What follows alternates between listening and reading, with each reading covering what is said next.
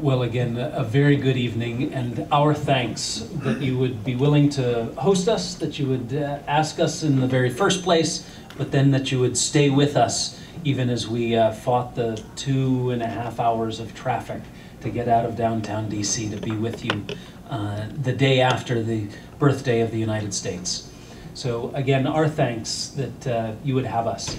Acacia and I were most fortunate to travel out together, otherwise it would have been an extra long journey. But as Jenna mentioned, my name's Max Finberg, and I started in President Obama's administration a little over 2 years ago, as he knew that there were many policies from the previous administration that he didn't agree with and wouldn't continue.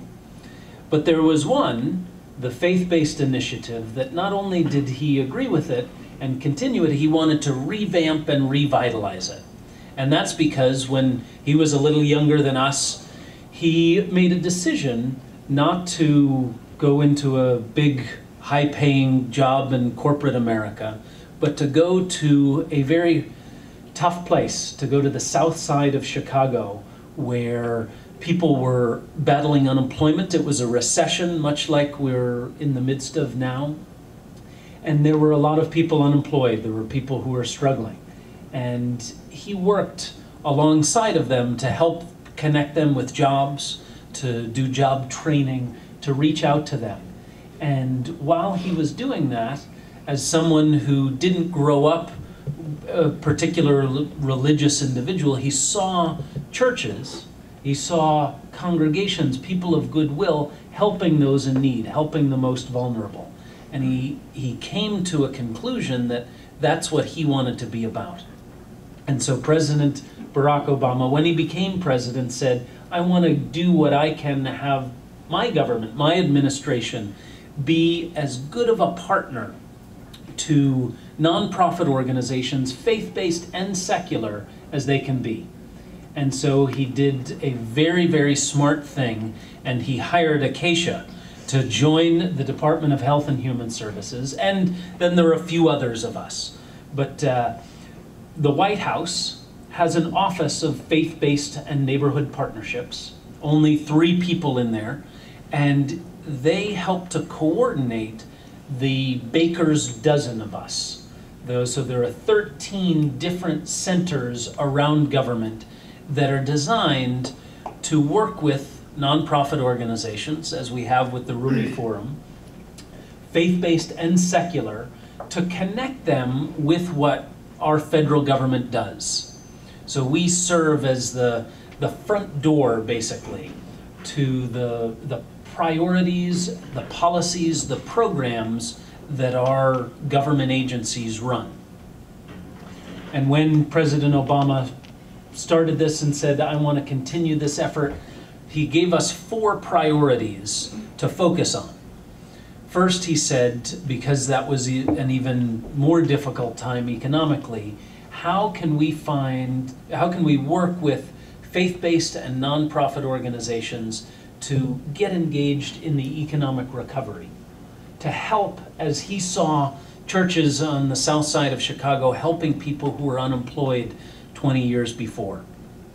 So that's a top priority, and that's something that both Acacia and I get to work on, is how can we help the most vulnerable connect with the services that your taxpayer dollars and ours go to fund.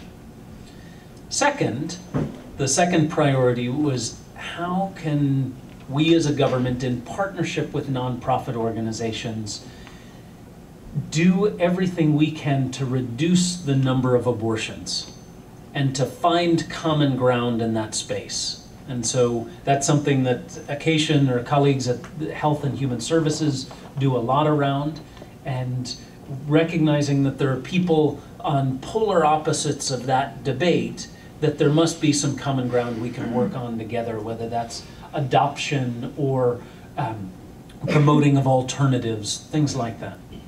The third priority is one that's very close to President Obama's heart, and it's just a few weeks ago that we celebrated Father's Day, and for him the third priority I will. For him, he grew up without a dad. He only met his dad a couple times in his life. And he is a dad. And as a father of 2 young daughters, he wants to do everything he can to promote responsible fatherhood and healthy families. And as part of her own effort to achieve that priority, Acacia sends Father's Day cards to not just her own father, but fathers she loves. And I was very fortunate to get one of those cards. I have 2 darling children, thanks to my wife. So our 6-year-old daughter and our 2.5-year-old son. And because I get to be a father, Acacia included me in her Responsible Fatherhood initiative. But the president's serious about this. He realizes that it isn't something government can do alone. We're at a state now, at a time when almost 3 out of every 4 African American children are born into families without their fathers present. That's about half for Latino or Hispanic kids now. But that's also 2 out of 5, 4 out of every 10 Caucasian kids is born into a family that isn't complete. I pray to God that that's not the case in the Turkish community. The realities are the pressures of society and culture have made that the case in other communities. And so there's an effort every time he gets, the president is talking about how to be a good dad. And if you're not a dad, how you could be a mentor in the life of a boy or a girl who might not have a dad. Fourth, and one that brings us here tonight in a way that probably wouldn't have been the case a few years ago or definitely before this administration, is the 4th priority for the Faith-Based and Neighborhood Partnership Initiative is promoting interfaith dialogue and cooperation. And so it's exciting that that's part of our job. Last month I went to Detroit, and in 25 hours in Detroit, I started off talking to the Jewish community. I then met with the Chaldean American community that owned the grocery stores in Detroit. And then I went to the Arab American community, and I finished up with the African American community before getting on a plane and coming home. And if I wasn't so focused on how late we were, driving out Route 50 in Fairfax County, you pass the Korean grocery stores, and we pass the Orthodox church that's your neighbor to join you at the Turkish American community here. That is one of the amazing blessings of America as we celebrated our birthday yesterday, to be a place that hopefully was welcoming to you and your families, but is one that brings together the most diverse collection of people across the planet. I spent a couple years in Germany and got my first exposure to Turkish culture and people there as I played on a soccer team, and I barely knew where Turkey was, but there was one of my colleagues who was sweating along with me as I figured out how to blend in a country that wasn't set up to welcome immigrants. And to come to the United States and with a perspective of my great-great-grandfather came from Lithuania, and I had others from England and Wales, and Acacia's ancestors came involuntarily, but are part of the fabric that is the United States. In 2011, we have to recognize that interfaith dialogue and cooperation is essential. Those are the instructions that President Obama gave to us, gave to our boss and leader, Joshua Dubois, who heads the faith-based office at the White House and coordinates, as I said, these 13 different agencies, these centers within departments. So to just wrap up, I'll touch on some of what the Department of Agriculture does. Acacia will do that for Health and Human Services, and we'll mention at least a few others of our colleagues who weren't able to be with us tonight. At the Department of Agriculture, when I say that there's a faith-based center at USDA, people scratch their heads and say, what do? Do you pray for rain? Because they think Department of Agriculture, that's just farmers. But our department also has all of the programs that help provide nutrition assistance to feed especially hungry kids. So you are in the richest country in the history of the world, here in the United States. And in the United States, we have 50 million of our fellow Americans who struggle to put food on the table. They're not starving. Some of you might have lived through times where there was starvation. That's not the case here. But there are kids who don't always know if they're going to be able to eat dinner that night. And so a number of the programs that we collectively have set up is to make sure that we don't have malnutrition in the United States. So we provide school lunch. And it might be that some of your kids in the schools are able to eat lunch at the school. Well, that's subsidized with our taxpayer money. Might be that they pay something, might be that they pay a little, or it might be that they pay nothing at all. But we realized that having kids that are properly nourished was important enough as a national priority that after World War II we set that up. Then we have another program that provides money on a credit card. It's a debit card, just like the plastic in my wallet or yours, to go to the grocery store and buy groceries. That supplemental nutrition assistance program is now helping 44 million Americans. So 1 out of 7 of our brothers and sisters in this tough time depends on that to put food on the table. Then there are a couple of other programs that I especially wanted to share that might be appropriate for the mosque or the community center to run yourselves, both for those members of your own community who might need some help, but also as a way of reaching out. There's a mosque down the road in Sterling that has a feeding program that they do in conjunction with the Jewish synagogue. People don't hear those stories. That's not what you get on the evening news or otherwise, and that's a wonderful way of breaking down the barriers. So the summer feeding program provides a resource for congregations to feed kids during the summer.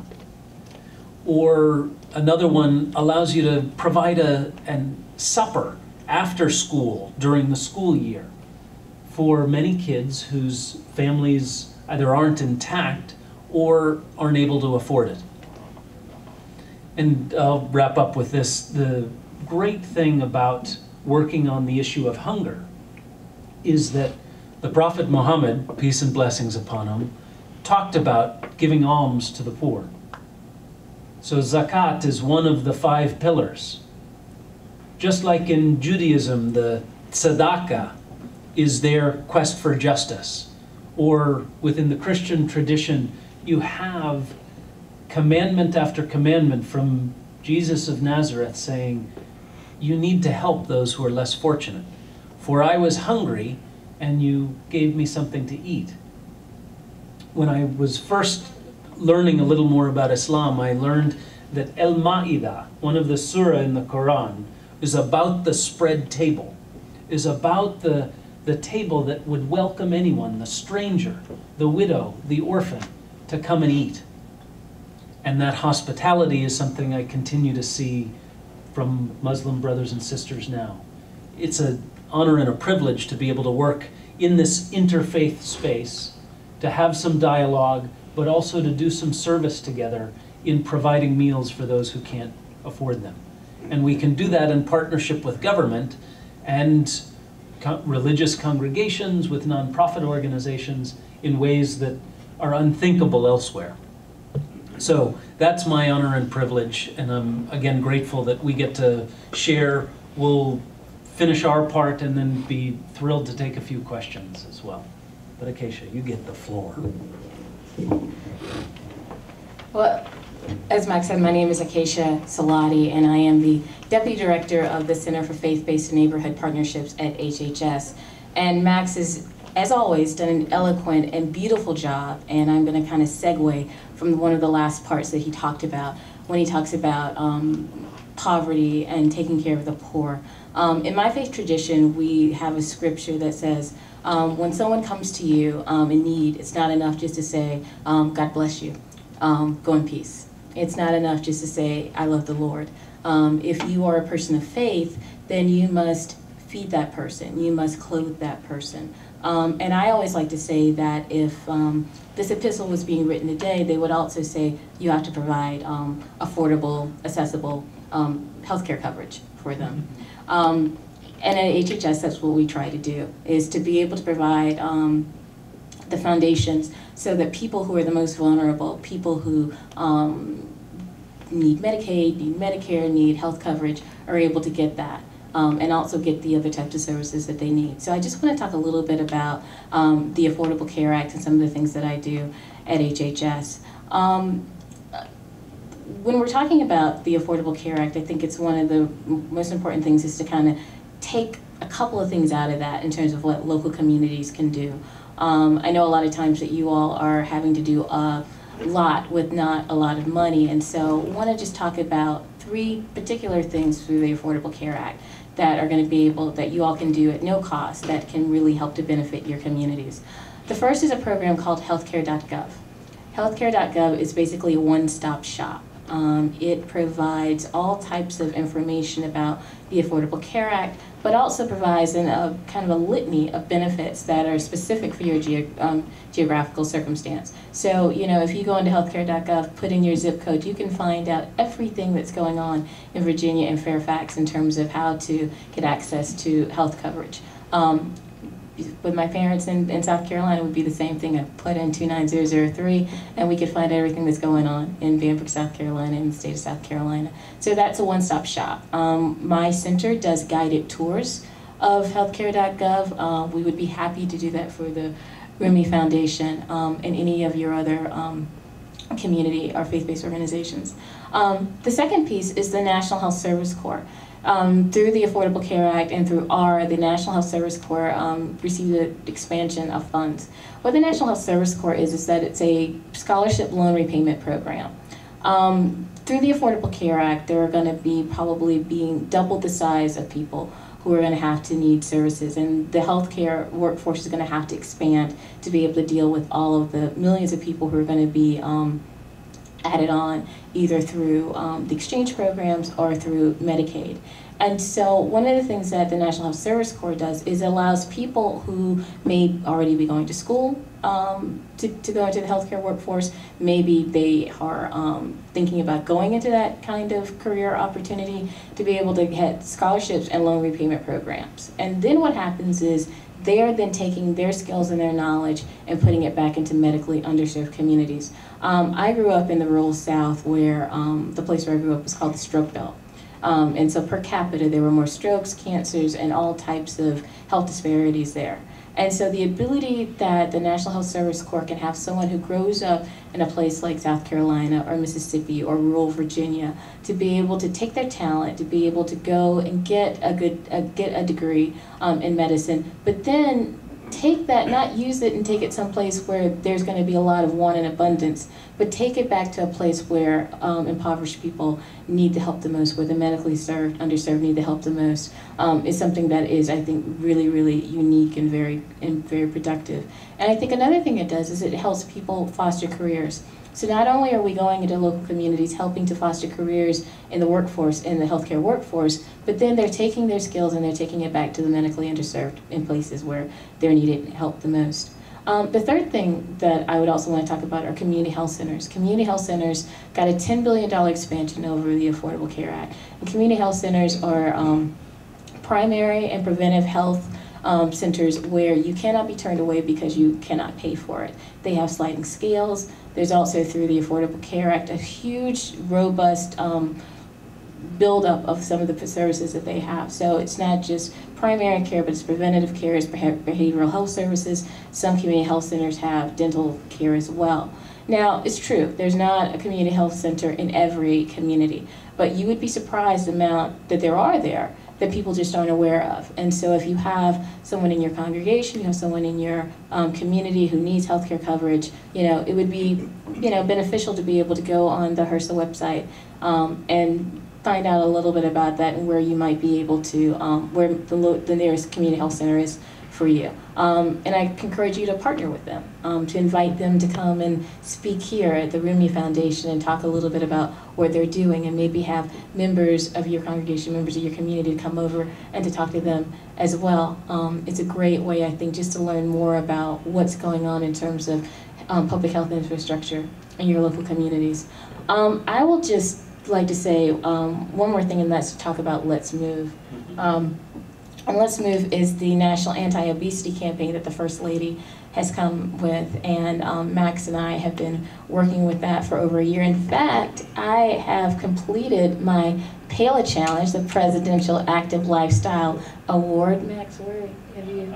I'm not there. But yet. he's going to get there. He's going to get there. And basically, what the PALA is that you have to exercise at least 30 minutes a day, 5 days a week for 6 weeks. They give you 8 weeks. I completed mine in 6 weeks doing yoga and walking and playing lightsaber games with my 7-year-old nephew.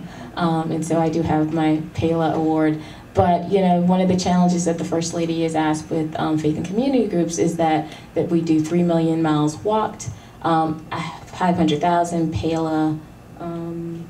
So these awards Right.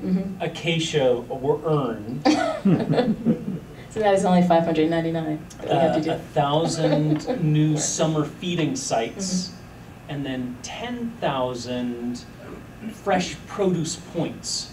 Ways of getting fresh fruits and vegetables in neighborhoods that might not have that otherwise. That could be through farmers markets. I know saw the sign here in Fairfax City. Could be through community gardens or other ways of getting that access. And I mean, in every congregation, every kind of community, we have food that we love. I grew up being in a situation where no dish could not be improved upon with the inclusion of pork. So if you had soup, you had bacon drippings in it. If you had salad, you had fried pork stuff on it. Vegetables were just riddled with pork. And I married my husband, who is Italian American, and he says, "Sweetie, this food is delicious, but we cannot eat like this. You're killing me." And so, of being able to have to change the way I cooked, and really having to, accept the fact that this was a part of my tradition, this was delicious, but, to be a little bit healthier and to maybe not have, bacon in every meal. And so, these are some of the things that we deal with in terms of how do you get these fresh fruits and vegetables and you get them into your community, but how do you make sure people can eat them and eat them properly? I mean, if you're used to cooking, vegetables, well, yeah, I can have vegetables, I have 3 vegetables, but if they're riddled with lots of butter and salt and things like that, being able to have cooking classes and demonstration cooking classes where we can cook really delicious foods and foods that are still true to our heritage, but figuring out ways to cook them in a much more healthy way for our community. So that's also, I think, the spirit behind Let's Move. It's, taking little steps, every day, like I did, instead of taking the metro, walking home from work. Instead of sitting in front of the couch saying, okay, I'm going to go out and do a little bit of gardening, doing the yoga and all that kind of stuff. And all those steps add up to my President's Active Lifestyle Award that Max still does not have. The Turkish community has a head start. The Mediterranean diet, of course, is the best in the world, so we're still getting there. Yes. What we would say the equivalent. Conclude, we have a ceremonial copy. The good thing is it's online and will be connected to anybody who wants it, but it goes through a dozen different areas, whether that's healthcare, whether that's people who are hungry and improving nutrition, but also in terms of housing or working with veterans or education and helping schools that aren't performing so well. All of these different areas of ways that the community can partner with the federal government in achieving goals that make sense for everybody. And one of the things that is a personal commitment from both of us as well as some of our colleagues is doing what we can and reaching out to various faith communities so that it's not just around one issue. It's not just around playing defense on some of the civil rights or civil liberties issues. It's finding ways of bringing everyone into America. And the fabric that is our country, part of that is civic participation. Part of that is finding ways of participating. You don't all have to run for political office or work in government or things like that, but there are ways of connecting, of helping, of serving your neighbors in partnership with others. And that's, if you remember nothing else out of tonight, that's the message that we came here through 6.5 hours of traffic to be able to share with you. Hiking up the hill one way while That's it's snowing. Both ways. All right. So, this is the time for all of you to ask your questions. The scary thing about the Rumi Forum is this is going to be posted online in 17 different places. So if you're wanted back in the homeland, you probably don't want to stand up in front of the camera. Just staying behind the camera. Yeah, that's right. So, yes. Yes, Yusuf. Thank you very much for being here. And your name, if you would. My name is Yusuf Setingaya. I'm Yusuf, member of community since 2003. This is the first occasion. I'm very happy to see you guys here. My question is, as you mentioned, there are so many programs going on. How can the both departments facilitate the workshop so that our community is going to have a better understanding involving and in the projects that you have in the future? I'll start Thank with you that.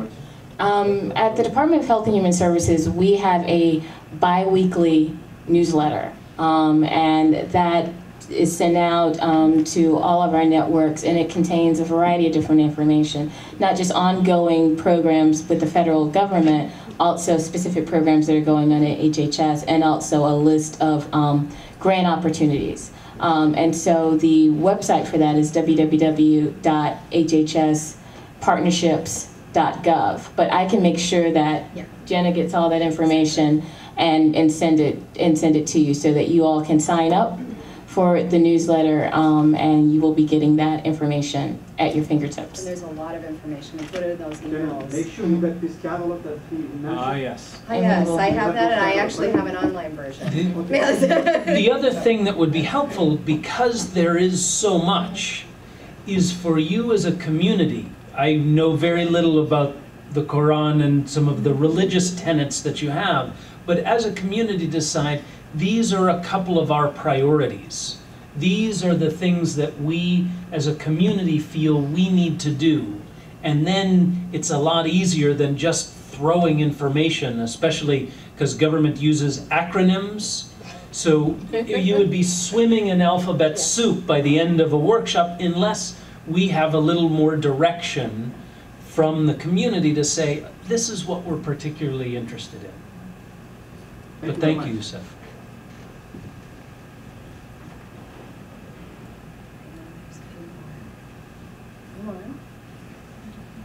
Okay.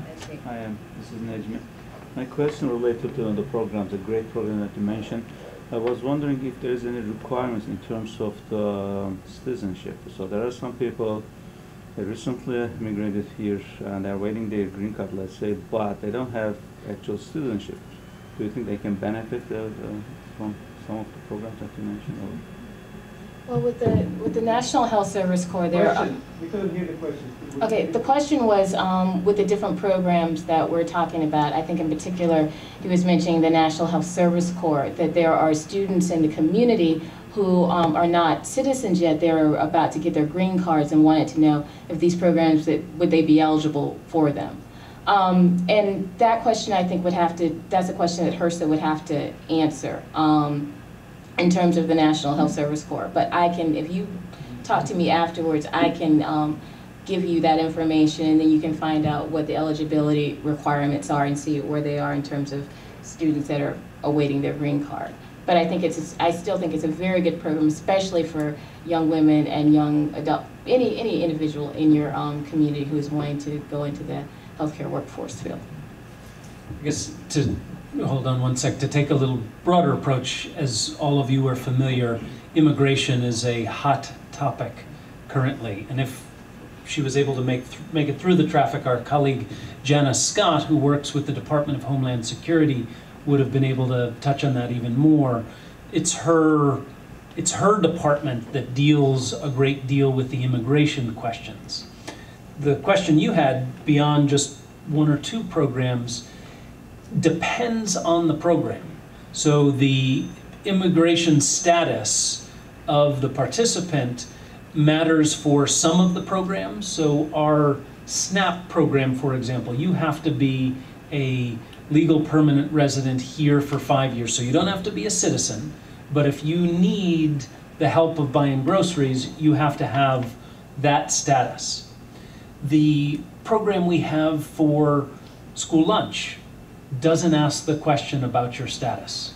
So again, it's a nutrition program, not a social welfare program. So we're interested in making sure everybody has a baseline of nutrition, and so that's not a question asked. The other program that is amazing in that it reaches 1 out of every 2 children born in the United States participates in this supplemental food program for women, infants, and children. If you look in the grocery store, there'll be certain foods that have a sticker called WIC approved. Again, it's an acronym, but WIC is for women, infants, and children.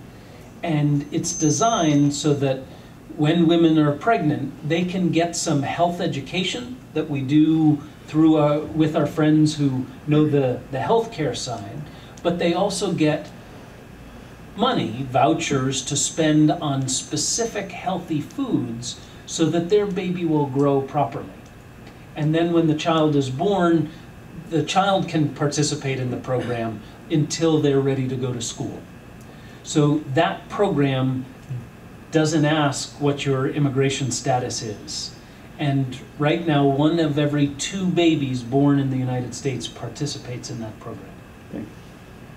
So it depends. Yep. Is the summer food program, would that Also does be- not ask Yeah. immigration Okay. status on the question. Income eligibility, because your hard-earned taxpayer dollars and mine aren't meant for just everybody. You have to fit the need, but immigration status is not a question that's asked. Regarding the engagement with the organizations of the community, how do you engage? How do you promote through, let's say, Rumi Forum or ATFA? How is it that ATFA is going to engage with you, whereas you can be an individual and participate in the programs that you've been talking about? Great question, and a perfect illustration is tonight. A meeting led to an event at the Rumi Forum, led to this invitation, and along the way connecting with some of the ATFA folks at a different event. That's a perfect illustration of building a relationship that leads to us coming here to say, here are some things we want to make sure you're aware of. There will always be more, but again, part of it will be the ongoing conversation of, okay, here are our top 3 priorities that we want to focus on. How can we do that together? So other than disseminating information through the organizations that we are talking about, other than that, do you have specific engagement programs for? Like an application? Not an application like financial assistance or staff providing or Yep. some specific more direct engagement rather than just, as I said, disseminating information through organizations. I think, as Max was saying before, I think it depends on the different types of programs. One of the things that we do at HHS is that we do a series of conference calls, kind of really pinpointing things within the department. So last week we did a conference call on the pre-existing insurance plan. We've done calls on Medicaid, where people like people here in the Rumi Foundation are invited to join that call, and then they have an opportunity to talk to experts at HHS and in other parts of the department, just asking specific questions about different programs. one of the things that we are continuing to do is to really figuring out how to kind of drill down deeper into community groups. And so one of the things that is very helpful to us is, as Max said before, really understanding and listening what are some of the things that you need. At the Department of Health and Human Services, we have the Human Services portion, which deals with things like TANF, which is Temporary Aid for Needy Families. We have children's programs. There's the Children's Health Insurance Program. There's Assets for Independence, all these types of programs that also help with community life. And on the other hand, we have health services like the Office of Minority Health, Office of Health, the Surgeon General's office, Center for the Medicaid and Medicare. So, I mean, just, talk about alphabet soup because I'm trying to do it without the acronyms. And so, and so a lot of different programs. And so we understand that it can be really overwhelming, and we understand that when you're trying to provide public health outreach and just and different types of education opportunities within your community, that yes, there are going to be times where the conference call is helpful, but it may even be, more where you're sitting down with us and maybe talking with Jenna and saying, what we really need is this particular thing.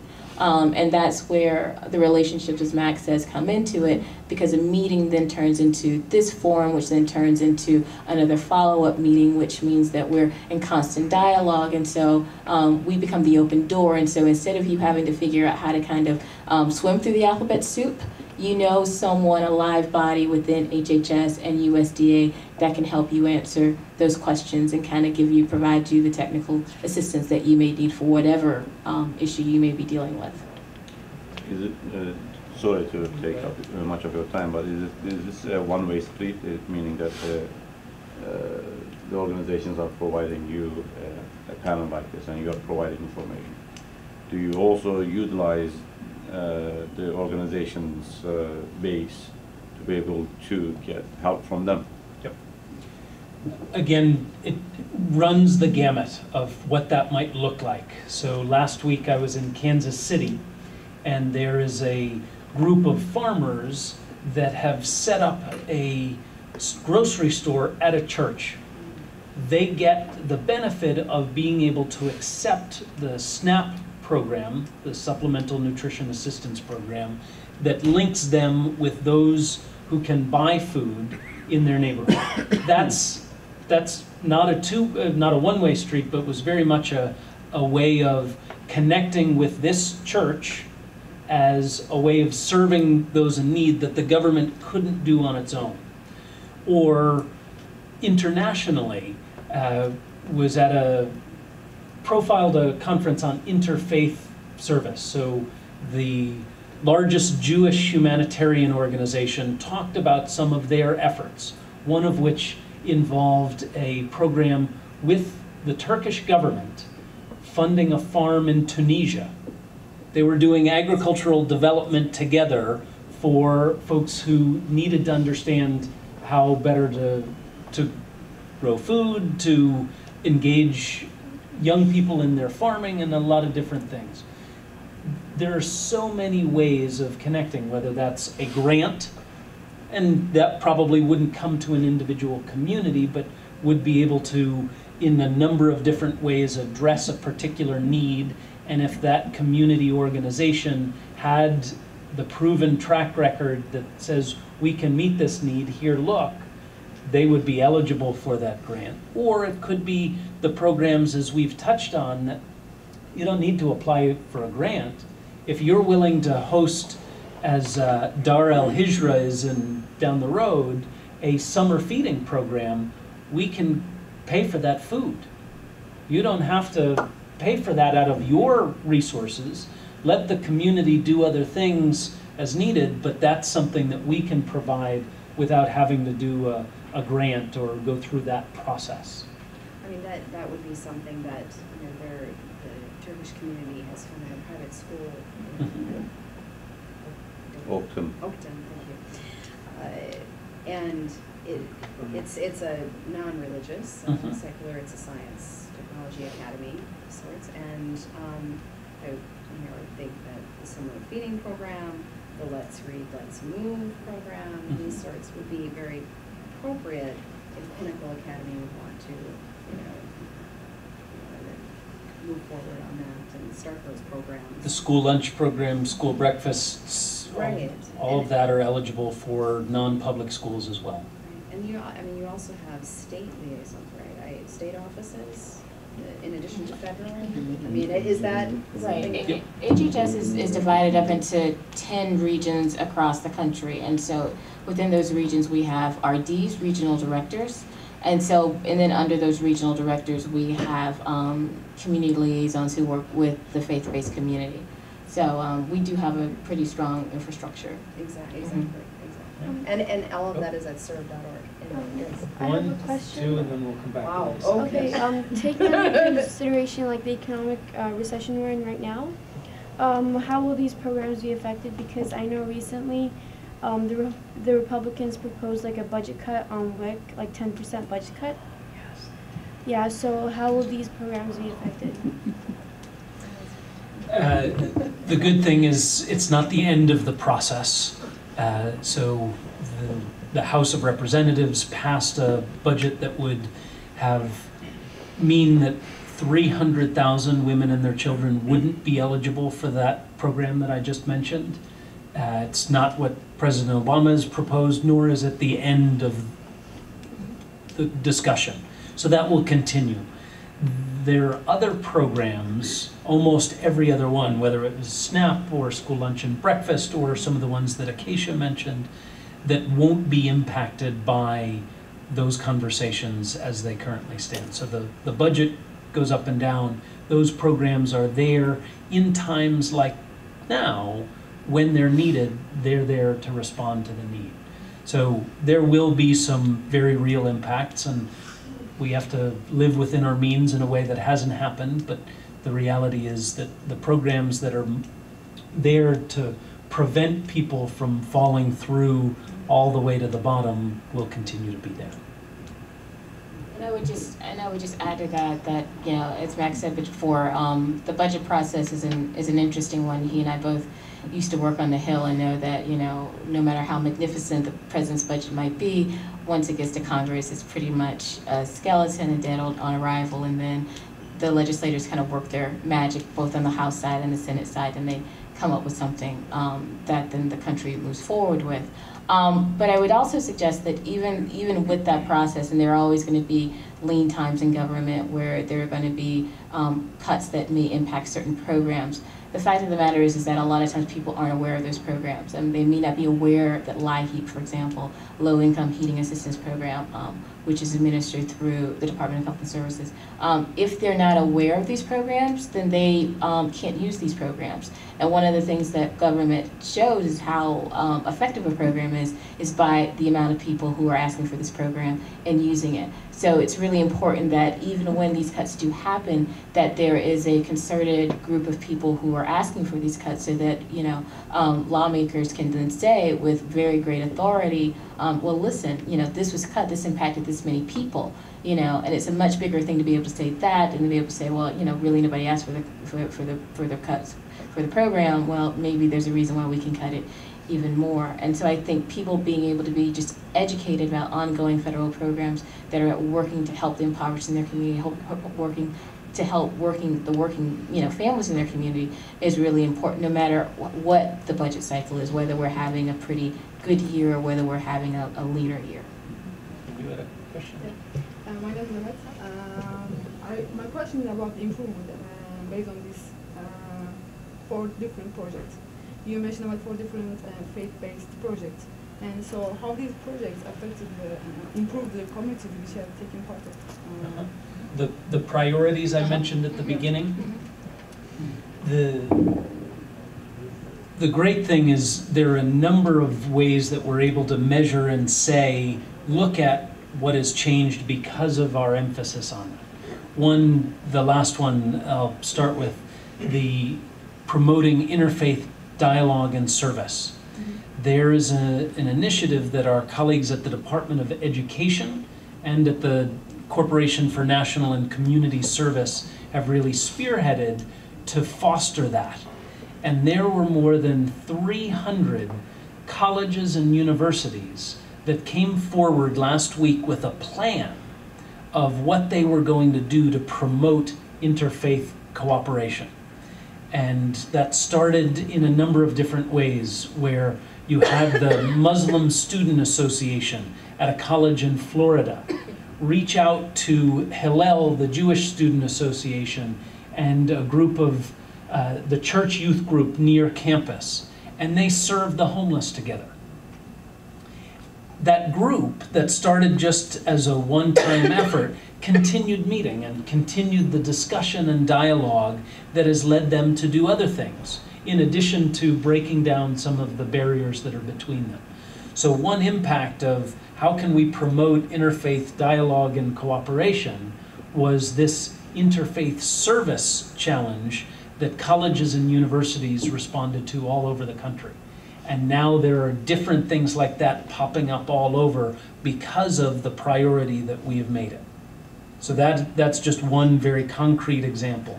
Another one, as we promote responsible fatherhood and healthy families and adoption as an alternative to abortion, is there was just a grant announcement for about $150 million for groups that are there promoting programs that connect fathers with their children in ways that haven't happened before, that are finding new and creative ways of making sure that some of the bad things that happen when a dad isn't around are addressed.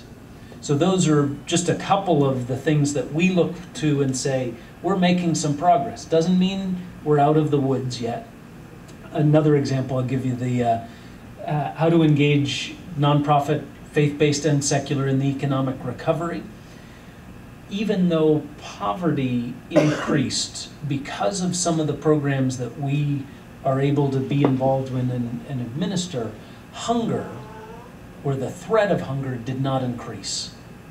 So it would be better if it decreased and went down, but at a time when all of the other bad things were going up, that did not, because of working with communities, with organizations, to get the word out that brought more people into a program that they needed in this time.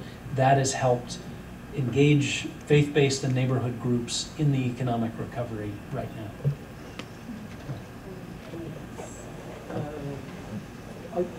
Firstly, on behalf of Rumi Forum, I want to thank you, and particularly also thank our partners here at the American Turkish Friendship Association, who have been kind enough to host this evening. Just by way of summary, and I know there are 12 offices, but just so the audience and members of the American Turkish community have a better understanding, which departments have these offices? I know you mentioned maybe half of them, just so people have an understanding of where to go regarding that list. It might be a bit of a quiz, but rather than throwing out those acronyms at you, the two websites you should remember. One is what Acacia gave you, hhs.gov/partnerships, or partnership. It's fine.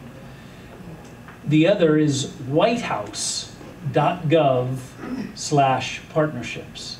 And at whitehouse.gov/partnerships, you'll find the whole list of 13 that include Department of Health and Human Services, Department of Agriculture, Department of Education, Department of Homeland Security, Veterans Administration, Department of Education, the Corporation for National and Community Service, the Small Business Administration, the Department of Commerce, the Department of Veterans Affairs, the U.S. Agency for International Development that's doing all of its work overseas, the Environmental Protection Agency, that's the most recent addition, I did already.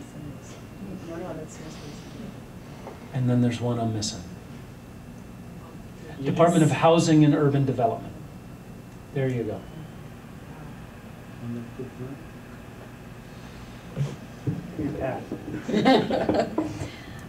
You know, I was on the website today at the White House, and being at the Rumi Forum as the director of the Center for Interfaith and Intercultural Dialogue, I realized, and I'm so glad you mentioned it, that, you know, just what a wonderful thing that is, and just how progressive that is. And I you know, and thinking and doing, and it's a wonderful thing to see that word on the White House website and others.